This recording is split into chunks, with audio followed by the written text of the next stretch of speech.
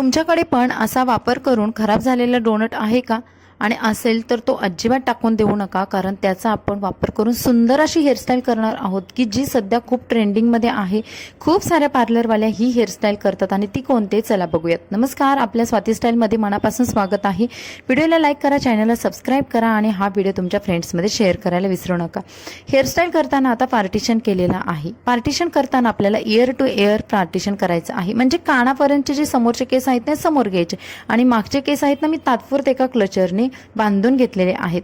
आता आज आपण पुढे 3 पेड्यांची वेणी करणार आहोत। आता पुढे 3 पेड्यांची स्वतः वेणी कशी करायची अगदी सोपं आहे। अगदी मागचे केस आहेत ते त्याचा एक भाग घ्यायचा, त्यानंतर मधल्या केसांचा एक भाग आणि समोरच्या केसांचा एक भाग, असे आपल्याला 3 पेड्यांची इथे वेणी करायची आहे। आता बाकीचे जे उरलेले केस आहेत ते काय करायचे, तर ते उरलेले केस आहेत ते त्या वेणीमध्ये आपण 1 बाय 1 म्हणजे स्टेप बाय स्टेप अशा पद्धतीने ॲड करत राहायचं आहे, त्याच्यामध्ये मिक्स करत राहायचं आहे।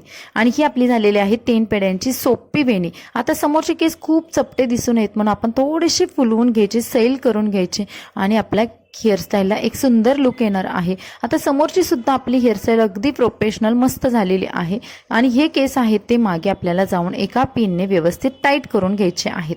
तुम्ही बघाल समोरची किती छान आपली 3 पेड्यांची वेणी आलेली आहे। हीच हेअरस्टाईल आपल्याला रिपीट करायची आहे दुसऱ्या साईडला सुद्धा, आणि दुसऱ्या साईडचे सुद्धा हे पूर्ण केस आहेत ते मागे बांधून घ्यायचे आहेत। आता आपल्याकडे जो खराब झालेला डोनट आहे ना, जो आपण ठेवलेला आहे, तर त्या डोनटचा कसा वापर करायचा बघूयात। हा डोनट आहे ना पूर्ण असा गोळा करून घ्यायचा, तुम्हाला जसा जमतोय तसा अगदी गोळा करून घ्या आणि हा डोनटच आपण पाठीमागे हेअरस्टाईलला वापरणार आहोत। त्या अगोदर मागचे केस आहेत ते छान विंचरून घ्यायचे आणि इथे एका रबर बँडने याची पोणी बांधून घ्यायची। पोणी बांधल्यामुळे केस अगदी घट्ट राहतात आणि सुटत नाहीत। तुम्ही लग्न समारंभांसाठी, कार्यक्रमांसाठी ही हेअरस्टाईल नक्की करू शकता। ही खूप ट्रेंडिंगमध्ये असणारी हेअरस्टाईल आहे। त्यानंतर उरलेले केस आहेत ना, तर त्या केसांचे असे सेपरेट छोटे छोटे भाग करायचे। दाट केस असतील तर उत्तम, पातळ केसांचे सुद्धा खूप छान हेअरस्टाईल होणार आहे।